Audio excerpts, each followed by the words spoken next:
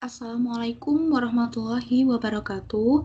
Kami dari kelompok 13 mata kuliah Pemodelan Matematika Fakultas Sains dan Matematika Universitas Diponegoro yang beranggotakan saya Pramudita Dwi Anggraini, kemudian Yasin Dwi Cahyo, dan Alia Putri Meiriska. Di sini kami akan membahas analisis kestabilan model predator prey dengan infeksi penyakit pada prey dan pemanenan proporsional pada predator. Ekologi adalah ilmu yang mempelajari makhluk hidup dan interaksinya terhadap lingkungan maupun interaksi dengan sesama makhluk hidup. Pada dasarnya, model matematika dalam bidang ekologi merupakan studi tentang keterkaitan antara spesies dan lingkungannya. Salah satunya adalah model predator-prey.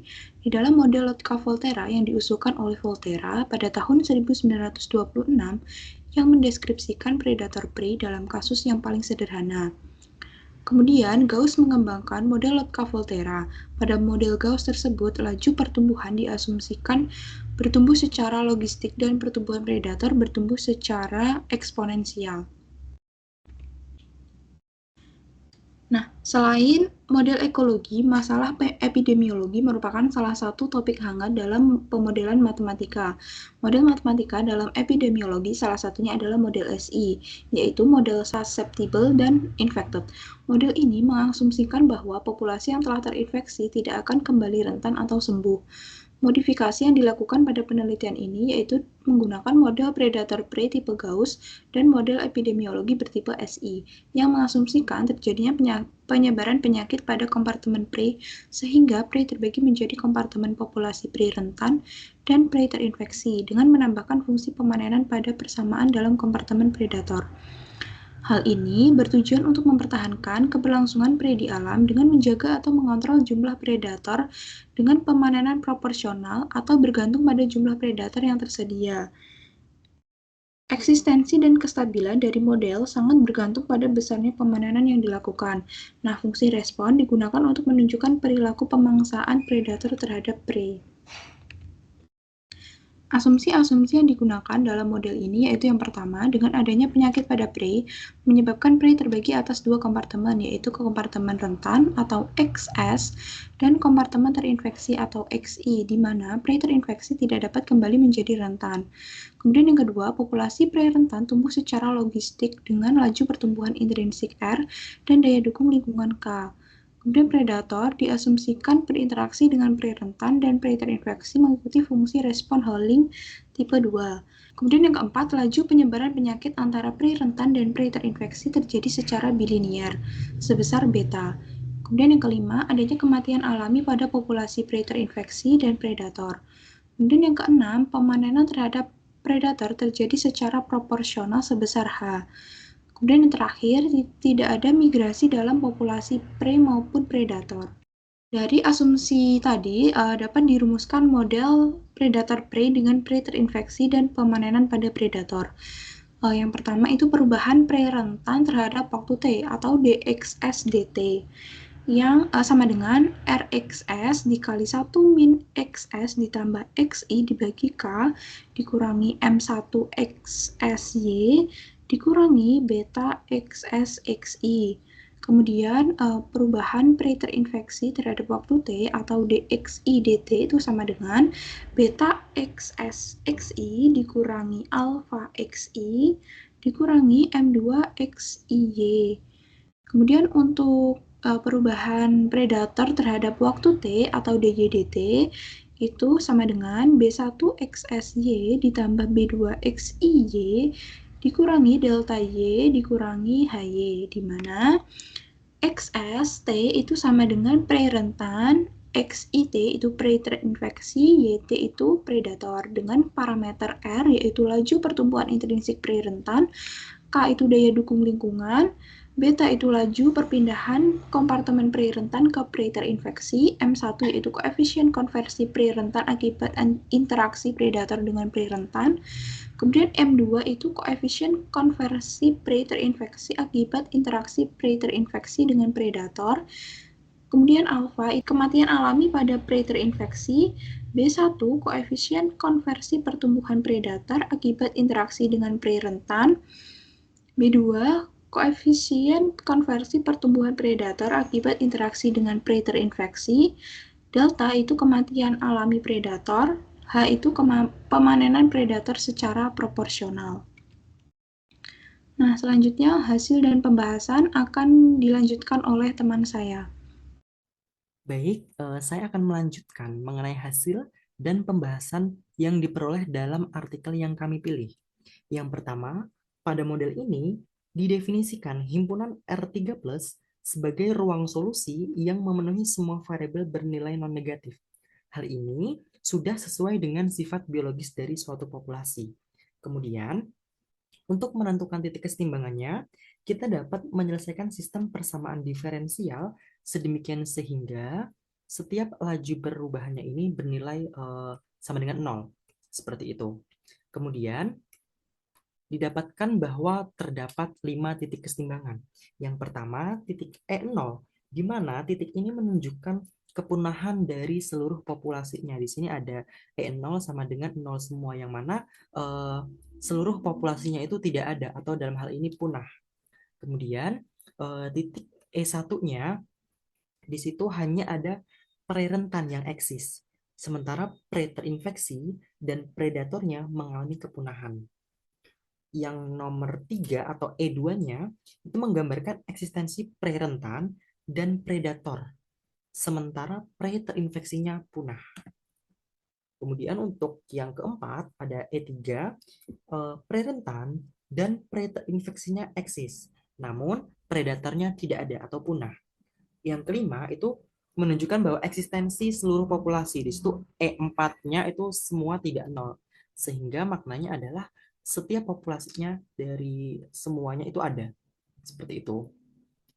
Kemudian di teorema satu ini adalah syarat-syarat dari eksistensi yang menjelaskan kondisi apa sih yang memungkinkan titik kesetimbangannya itu muncul dalam ruang positif R3 tadi.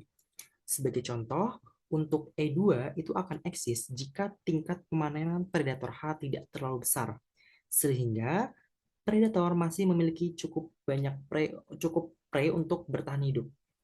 Kemudian yang E3-nya itu akan eksis ketika rasio pertumbuhan predator dan prey memungkinkan keseimbangan populasi predator.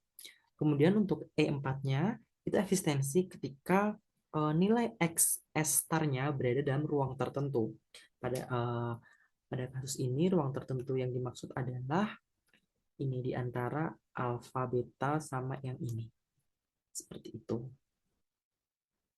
Kemudian untuk teorema 2 ini, sebelum ke teorema 2, untuk mempelajari dinamika yang terjadi di sekitar titik kesetimbangan, kita dapat melakukan linearisasi model dan mendapatkan matriks Jacobi seperti pada persamaan kedua. Nilai eigen dari matriks Jacobi-nya tadi pada titik kesetimbangan memberikan informasi tentang kestabilan lokalnya. Jika semua nilai eigennya bagian realnya negatif, maka titik tersebut stabil secara lokal. Nah, di sini ada teorema 2 bahwa titik E0 itu merupakan titik plana, sehingga model ini tidak memungkinkan kondisi kepunahan total populasi. Sebaliknya, E1 itu akan stabil secara asimptotik lokal jika kapasitas lingkungan pre-rentan K cukup kecil. Itu ada dengan K-nya kurang dari minimal seperti yang tertera pada layar. Kemudian di sini teorema 4-nya, E2 itu kestabilannya bergantung pada hubungan antara tingkat pemanenan H1 dan batas kemampuan pre-rentan untuk bertahan. Sementara untuk E3-nya ini akan stabil jika predatornya tidak terlalu kompetitif terhadap prey-nya. Faktor-faktor lingkungan seperti kapasitas lingkungan dan tingkat pemanenan sangat mempengaruhi kestabilan populasinya. Nilai eigen menunjukkan semua populasi selain pre-rentan akan punah, dan pre-rentan akan bertahan hidup dalam kondisi tertentu. Kemudian, untuk kestabilan dari E4-nya ini di sini mohon maaf ada typo. Maksudnya di sini E4 bukan E3. E4 itu akan stabil seluruh populasinya yang mensyaratkan hubungan yang seimbang antara tingkat reproduksi, tingkat pemanenan dan interaksi akan spesies antar spesiesnya. Kemudian, kriteria Rhodes-Hurwitz itu digunakan untuk memastikan kestabilan titik ini secara matematis. Maknanya, E4 ini mencerminkan keberlanjutan ekosistem semua spesies itu akan eksis, tetapi stabilitasnya bergantung dengan parameter lingkungan. Kemudian presentasi ini dapat dilanjutkan mengenai simulasi numerik oleh teman saya. Baik, pada bagian ini akan dilakukan simulasi dengan mengambil beberapa nilai parameter yang diperlukan dalam model ekoepidemiologi dengan pemanenan proporsional pada predator. Tujuan yang ingin dicapai adalah melihat bagaimana perilaku solusi numerik terhadap titik equilibrium yang ada dengan mempertimbangkan nilai parameter dan titik equilibrium dari E0 hingga E4 yang berbeda serta memilih nilai awal yang sesuai dengan dapat memperlihatkan perilaku dari setiap kompartemen populasi. Pada solusi yang pertama diberikan parameter sebagai berikut. Sehingga pada gambar kedua terlihat bahwa titik N0 adalah titik saddle yang memiliki nilai awal XS sama dengan 0,01, XI sama dengan 0,002, dan Y sama dengan 0,003. Sehingga solusi titik ini artinya masing-masing populasi pada titik equilibrium ini tidak stabil. Selanjutnya pada simulasi kedua, parameter diberikan sebagai berikut. Dan pada gambar di bawah ini terlihat bahwa titik E1 merupakan titik equilibrium stabil asymptotik dengan 3 nilai awal yang berbeda. Awal pertama adalah XS sama dengan 0,01, XI sama dengan 0,1, Y sama dengan 0,3. Nilai awal yang kedua adalah XS sama dengan 0,02, XI sama dengan 0,2, dan Y sama dengan 0,4. Nilai awal yang ketiga adalah XS sama dengan 0,03, XI sama dengan 0,3, dan Y sama dengan 0,5. Dan kurva solusi tetap mendekati titik E1. Dapat dilihat juga pada kurva solusi akan selalu menuju ke titik equilibrium. Dan dapat diartikan bahwa untuk setiap populasi akan stabil di titik tersebut dan tidak akan terjadi kepunahan pada masing-masing populasi. Selanjutnya, pada simulasi yang ketiga diberikan parameter sebagai berikut. Kurva solusi dengan nilai awal XS sama dengan 0,1, XI sama dengan 1,1, dan Y sama dengan 4,5 mendekati equilibrium E2. Pada gambar di bawah ini memperlihatkan bahwa titik E2 ini merupakan titik equilibrium stabil asimptotik. Dan juga dapat dilihat kurva solusi akan selalu menuju ke titik equilibrium. Dan dapat diartikan bahwa untuk setiap populasi yang stabil di titik tersebut tidak akan terjadi kepunahan pada masing-masing populasi. Selanjutnya pada interpelasi biologis, pada simulasi ini telah dapat digambarkan bagaimana kestabilan dan pendekatan numerik dari model yang diteliti. Titik equilibrium E2 dapat dilihat bahwa populasi akan stabil apabila untuk nilai mu1 lebih besar dari mu2. Untuk D1 kurang dari 0 atau D1 lebih dari atau sama dengan 0. Dan apabila kematian alami predator dan pemanetan predator bernilai besar dari jumlah konversi pertumbuhan predator akibat adanya interaksi dengan prei rentan dengan daya tampung lingkungan yang lebih besar mengakibatkan kepunahan pada prei terinfeksi. Selanjutnya, pada simulasi keempat diberikan parameter yang digunakan adalah sebagai berikut. Pada gambar di samping terlihat bahwa dengan nilai awal yang berbeda yaitu XS sama dengan 0,5, XI sama dengan 4,39, dan Y sama dengan 6,4, solusi akan selalu mendekati titik equilibrium. Dan dapat dilihat bahwa kurva solusi akan selalu menuju ke titik equilibriumnya.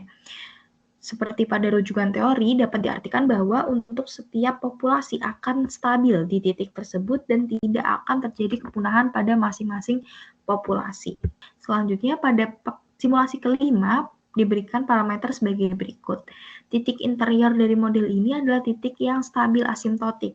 Dapat dilihat pada plot bahwa untuk parameter dengan nilai awal yang tepat dan sesuai dengan syarat eksistensi, dan kestabilan pada analitiknya, kurva solusi akan selalu menuju ke titik equilibriumnya.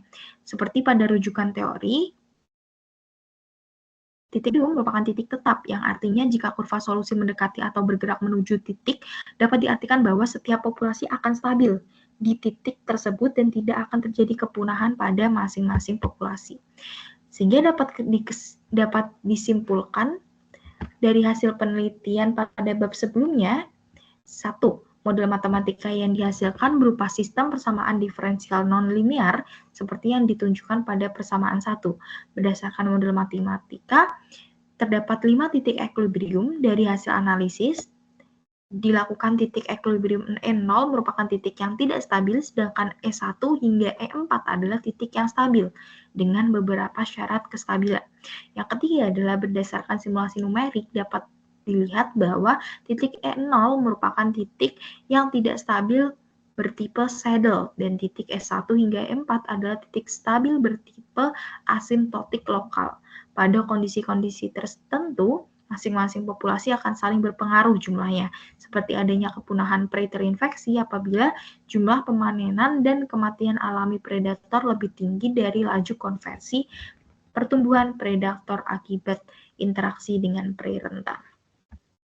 Sekian, terima kasih.